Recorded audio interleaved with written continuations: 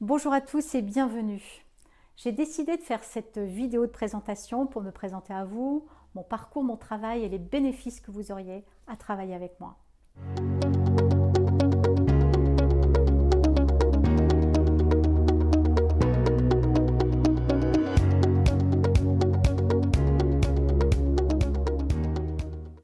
Alors tout d'abord, je me présente, Elisabeth Pomarette, je suis thérapeute, coach, formatrice en développement personnel, experte en image et image de soi. Comment je suis devenue experte en image et image de soi? C'est pas par hasard. Alors tout d'abord, après un parcours en entreprise où j'étais chargée de recrutement, je voyais quand je recevais les candidats l'incohérence qu'il y avait entre leur message et l'image qu'ils me renvoyaient. Voyant cela, j'ai décidé de suivre des formations certifiantes jusqu'à devenir morphopsychologue, graphologue, 3 ans de psychologie et d'obtenir un master en PNL.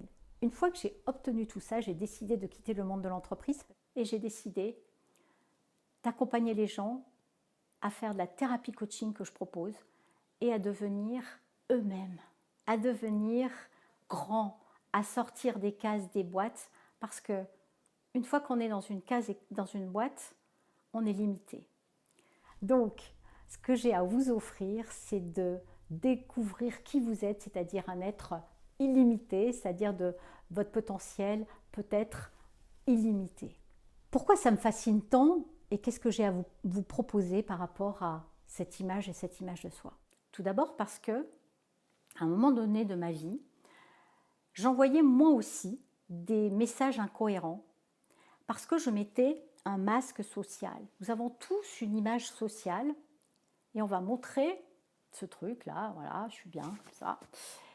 Alors que dedans, ting, on n'ose pas montrer qui on est. On n'ose pas parce que là, on se dit, oh, c'est pas assez bien, c'est pas assez grand, c'est pas assez fort, c'est pas assez, c'est pas assez. Il y en a un que je faisais très très bien, c'était la séductrice. Je pouvais faire la séductrice et puis pendant que je faisais la séductrice, j'envoyais pas le bon message et je brouillais les pistes. Tout ça pourquoi? Pour cacher une timidité par exemple. Ou alors le masque de l'indifférent.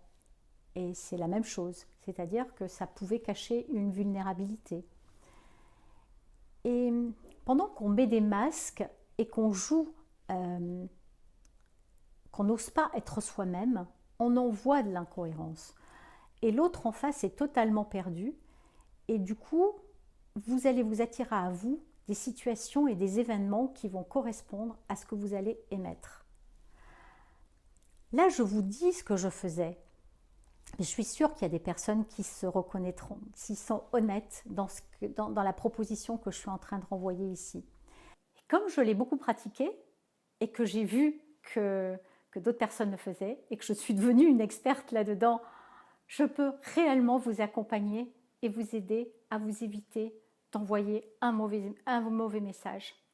Parce que ça vous arrive pas parfois que l'on vous dise mais arrête d'en faire trop là, t'arrêtes de faire le clown là tout le temps, t'es fatigant, ou arrête de faire ça. Et bien justement c'est parce que quand on fait ça, c'est qu'on est dans le trop, et le trop c'est pour cacher quelque chose, une vulnérabilité, une peur, une faille.